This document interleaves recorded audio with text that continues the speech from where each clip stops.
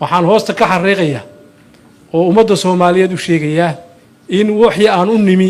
caasimadda ummadda Soomaaliyeed in ay si gobonimo leh oo sharaf leh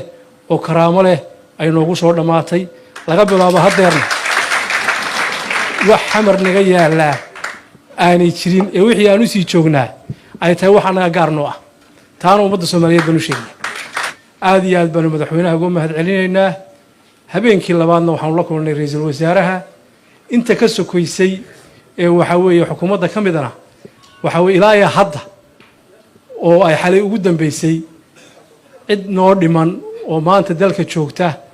haddii international community ay tahay iyo haddii madaxda dawladda tahay iyo haddii beelaha dhaqanka tahay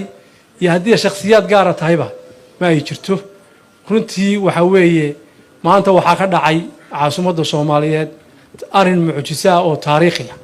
oo aanan marnaba aanan ilaawi karin aad iyo aadna weyd ka mahad celinayna